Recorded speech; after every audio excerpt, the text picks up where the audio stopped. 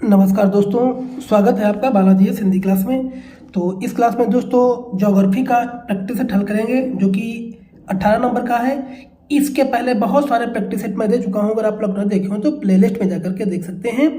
और ये क्लास आपकी BPSC 6 to 8 TGT PGT 1 to 5 के लिए बहुत ही इंपॉर्टेंट है, क्योंकि इसमें एक क्वेश्चन के साथ आपको कम से कम 8 से 10 क्वेश्चन देखने को मिलेंगे। अगर आप ये सेट पूरी तरह से कर लेते हैं तो निश्चय ही आपको एग्जाम में बहुत ही फ़ायदा मिलने वाला है। आप कहीं भी पढ़िए, ये आपकी 10, 15, 20 मिनट की क्लास होती है, इसको ज़रूर देखिए, क्योंकि ये क्लास आपकी पीडीएफ से मैं आपको करवा रहा हूँ और बहुत ही इम्पॉर्टेंट फैक्ट के साथ और ऑब्जेक्टिव टाइप क्वेश्चन के साथ दोनों साथ में आपको मिलेंगे, देखने को मिलेंगे। और अगर ये क्लास आप लिखित फाइनल से करते हैं तो निश्चय ही इसमें 1 से 1.5 घंटे की क्लास होगी, लेकिन ये आपकी 20 मिनट की क्लास आपको बहुत ही फायदा देने वाली है। तो चलिए प्रारंभ करते हैं। पहला क्वेश्चन है, प्रसिद्ध अंगुलियों नुमा फिंगर झील क्षेत्र कहाँ स्थित है? ऑस्ट्रेलिया में, ऑस्ट्रिया में, संयुक्त राज्य अमेरिका में, उपयुक्त में से एक से अधिक या उपयुक्त में से कोई नहीं। दोस्तों यहाँ पे बात की जा रही है अंगुलियों नुमा फिंगर झील। तो जो अंगुलियों नुमा फिंगर झील है दोस्तों, ये कहाँ है?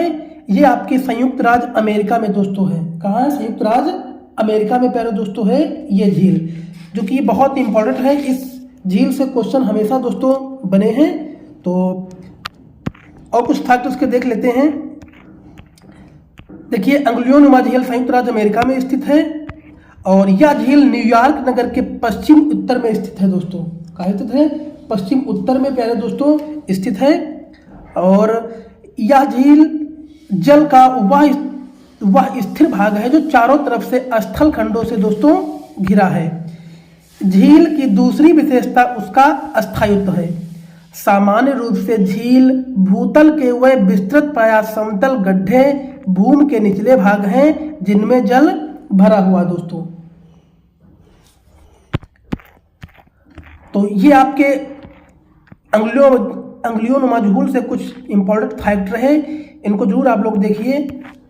और अगला क्वेश्चन आपका दोस्तों है, इसी में कुछ और फैक्ट हैं। विश्व के अधिकांश झील उच्च पर्वतों पर मिलती है दोस्तों, और झील पठारों और मैदानों पर भी मिलती है तथा स्थल पर सागर तल से नीचे भी पाई जाती है।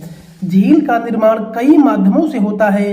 झीलों की उत्पत्ति में हिमानियों द्वारा निर्मित विवर्तनिक झील, ज्वालामुखी निर्मित झील, अवसाद झील आदि प्रमुख हैं दोस्तों। तो दूसरा क्वेश्चन है, राजपुर नहर किस नदी की उपशाखा है? दोस्तों यहाँ बात की जा रही है दोस्तों राजपुर नहर। तो ये उपशाखा पूछ रही है, क्या गंडक नदी का है या फिर कोसी नदी या सोन नदी या उपयुक्त में से एक से अधिक या उपयुक्त में से कोई नहीं। तो राजपुर नहर की बात की जा रही है दोस्तों, ये कोसी की उपशाखा है, एक कोसी की उपशाखा है, जो कि ऑप्शन नंबर बी दोस्तों सही हो जाएगा। इसके अलावा राजपुर नहर प्रशाखाओं सहित 366 किलोमीटर लंबी है दोस्तों। और इस नहर से खगड़िया तथा सहरसा जिले में सिंचाई होती है दोस्तों।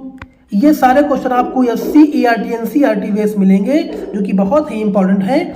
और इस नहर से खड़किया तथा सहरसा जिले से सिंचाई होती है।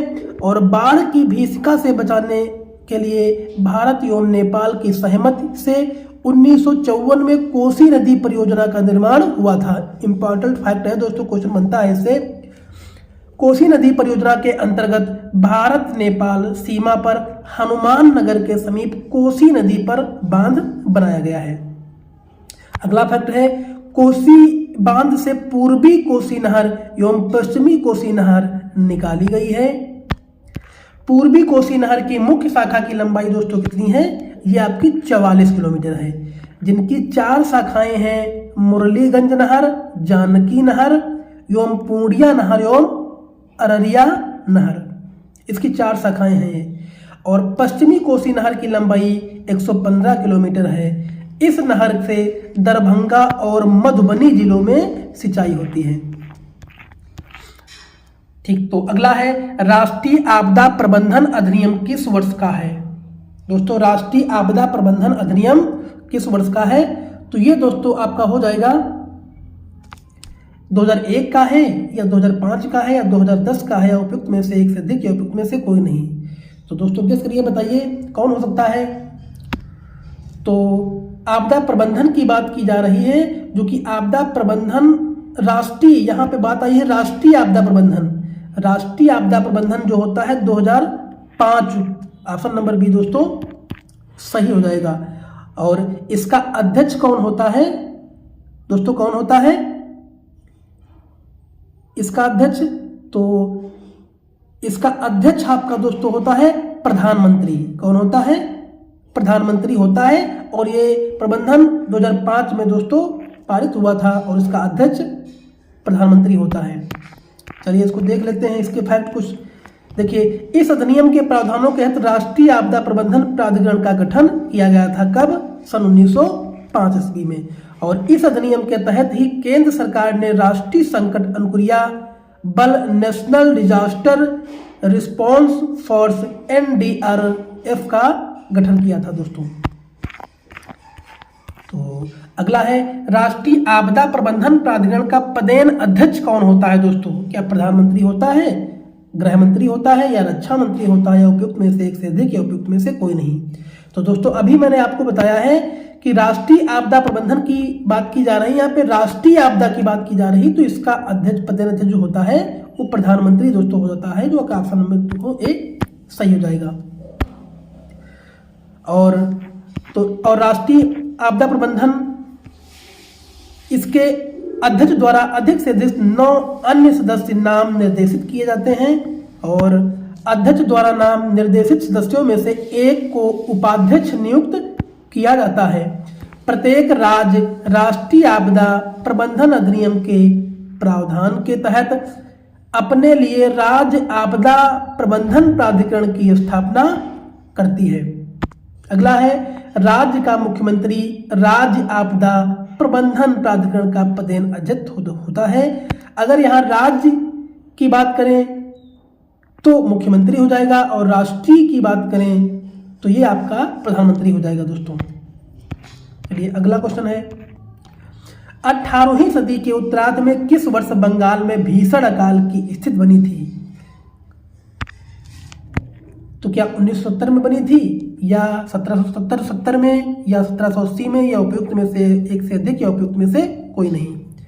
तो प्यारे दोस्तों जो 18वीं सदी में उत्तरार्ध में जो भीषण अकाल आई थी वो 1770 ईस्वी में आई थी, जो कि ऑप्शन नंबर आपका दोस्तों बी सही हो जाएगा।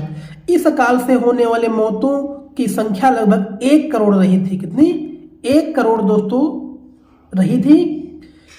इसके अलावा इस अकाल के मुख्य प्रभावित क्षेत्रों में अगर देखा है तो बांग्लादेश है, उड़ीसा है, पश्चिम बंगाल है, और बंगाल की बीरभूम मुर्शिदाबाद था, बिहार के तिरहन एवं चंपारण क्षेत्र दोस्तों हैं। और इसके अलावा सूखा पड़ना इस अकाल का कारण था। देखिए यह अकाल 1779 ईस्वी में एक असफल मानसून से शुरू हुआ, जो 1773 ईस्वी तक जारी रहा। नोबेल पुरस्कार विजेता भारतीय अर्थशास्त्री अमर्त्य सेन 1770 ईस्वी के इस अकाल को मानव निर्मित आपदा बताया है। अगला है अमर्त्य सेन ने ब्रिटिश ईस्ट इंडिया कंपनी के शोषणकारी नीतियों को भी इस अकाल का मुख्य कारण बताया है, अतः इन्होंने इसे मानव निर्मित आपदा दोस्तों कहा है। तो ये कुछ आपदा से संबंधित दोस्तों, अकाल से संबंधित जो क्वेश्चन आते हैं बनते हैं, ये आपके सामने कुछ फैक्ट रहे दोस्तों। सारे क्वेश्चन आपके NCERT SCERT बेस हैं, आप इसको स्किप मत करना, जरूर देखना इसको। किस राज्य में गेहूं का प्रचुर मात्रा में उत्पादन होता है?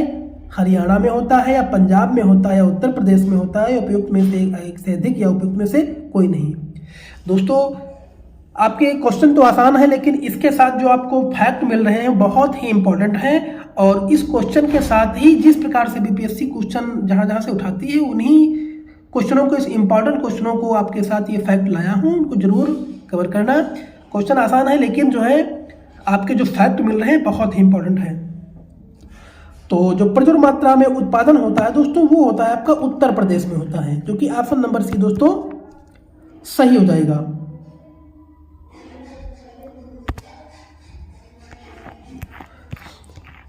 देखिए, पंजाब राज्य में गेहूं प्रति हेक्टेयर अधिक उत्पादन होता है। कहाँ? पंजाब राज्य में। और देश के कुल गेहूं का लगभग 20% गेहूं उत्तर प्रदेश उत्पादित होता है। चावल का अधिकतम उत्पादन पश्चिम बंगाल में होता है और गन्ना का अधिकतम उत्पादन उत्तर प्रदेश में होता है।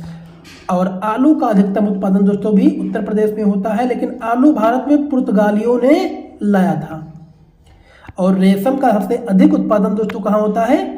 कर्नाटक में होता है। और कहवा का सबसे अधिक उत्पादन दोस्तों कहाँ होता है? ये भी आपका कर्नाटक में होता है। और रबड़ के उत्पादन में केरल प्रथम स्थान है। गेहूं के प्रमुख उत्पादक राज्य क्रमवार उत्तर प्रदेश, पंजाब और मध्य प्रदेश में है। अगला है चावल के प्रमुख उत्पादक राज्य क्रमवार पश्चिम बंगाल, उत्तर प्रदेश और आंध्र प्रदेश हैं। विश्व के कुल गेहूं उत्पादन में भारत का दूसरा स्थान है और कुल चावल उत्पादन में भारत का चीन के बाद दूसरा स्थान है दोस्तों। तो ये कुछ इंपॉर्टेंट फैक्ट रहे हैं जो कि आप कृषि से, एग्रीकल्चर से संबंधित है। ये दोस्तों बहुत ही इंपॉर्टेंट सारे फैक्ट हैं, इससे क्वेश्चन बनते हैं दोस्तों, इसको स्किप मत करना। अगला है भारत में वन विस्तार क्षेत्र लगभग कितनी प्रतिशतता होगी? तो दोस्तों जो वन विस्तार दोस्तों भारत में होना चाहिए, वो भारत में वन विस्तार लगभग कितना होना चाहिए दोस्तों? ये आपका 24 पॉइंट कुछ बताया गया है दोस्तों, 6 और 2 बताया गया है। लेकिन भारत सरकार की वन नीति के अनुसार 33% वन का विस्तार करना है दोस्तों। तो इसमें कोई भी ऑप्शन नहीं, तो ऑप्शन नंबर ए दोस्तों सही हो जाएगा। जैसा कि 2017 तक 25% वन प्राप्त करना सरकार का लक्ष्य था, जो कि ये 2017 तक प्राप्त करना इसका लक्ष्य था। ये आपका जो है डाटा और पुराना है, लेकिन पर्यावरण की दृष्टि 33% वन रहना चाहिए। और अरुणाचल प्रदेश भारत के सबसे आच्छादित वन क्षेत्र प्रतिशत में है। चिपको आंदोलन का संबंध किससे है? वन संरक्षण से है और सामाजिक वानिकी पर आधारित ग्रामोद्योग है। क्षेत्रफल के अनुसार सबसे अधिक वन क्षेत्र वाले राज्य कौन हैं? मध्य प्रदेश, अरुणाचल प्रदेश, छत्तीसगढ़, महाराष्ट्र और उड़ीसा है। सबसे अधिक वन प्रतिशतता वाले राज्य कौन है दोस्तों? मिजोरम, लक्षद्वीप, अंडमान द्वीप और अरुणाचल प्रदेश था नागालैंड है। विश्व के कुल वन क्षेत्रफल का 2.82% हिस्सा दोस्तों कहाँ है? ये आपका भारत में है। तो ये कुछ इंपॉर्टेंट फैक्ट इससे रहे। चलिए अगला क्वेश्चन देखते हैं। पशु और पौधों की जाति में सबसे बड़ी विविधता कहाँ पाई जाती है दोस्तों? तो ये क्या शीतोष्ण पर्वतीय वनों में या फिर उष्णकटिबंधीय आर्द्र वनों में या अत्यधिक प्रदूषित नदियों में या उपयुक्त में से एक से अधिक या उपयुक्त में से कोई नहीं? तो दोस्तों बताइए।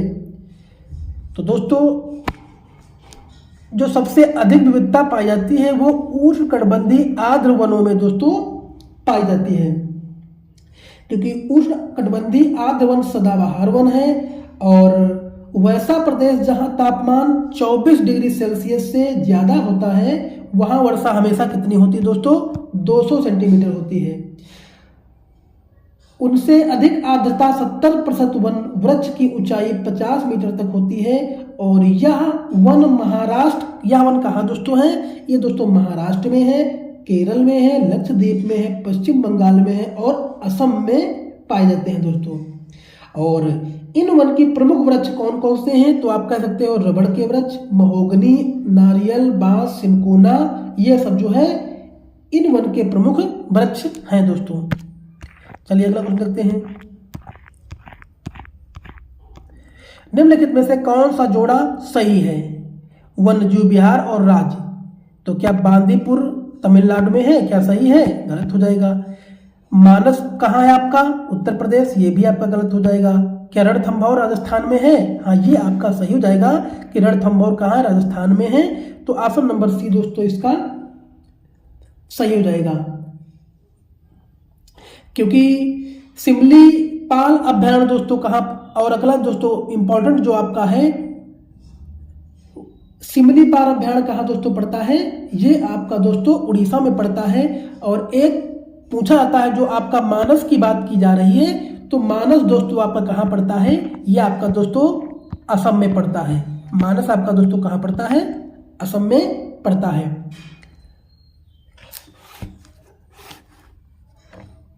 चलिए अगला देखते हैं।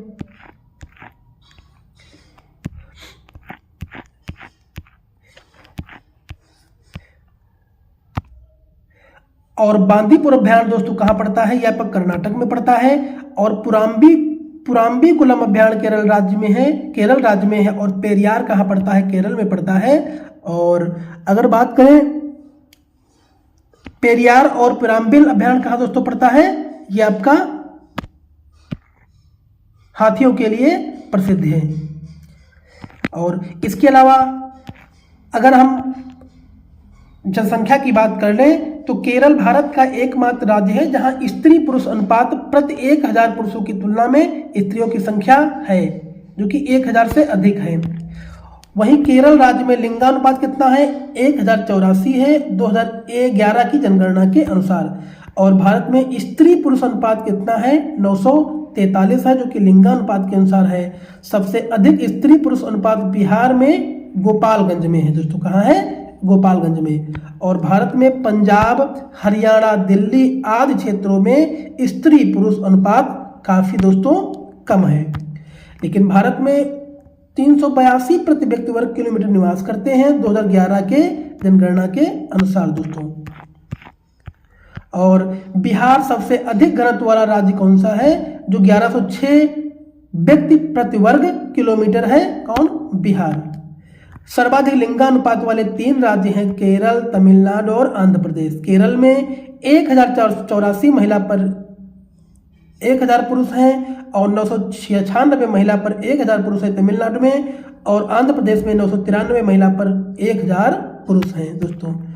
और 2011 की जनगणना के अनुसार न्यूनतम लिंगानुपात वाले 3 राज्य हैं कौन कौन से? हरियाणा जो कि 879 और व्यक्ति, और जम्मू कश्मीर में 889 और सिक्किम में 890 हैं। तो दोस्तों ये कुछ इंपॉर्टेंट फैक्ट आपके जनसंख्या से रहे। तो इस क्लास में और बहुत सारे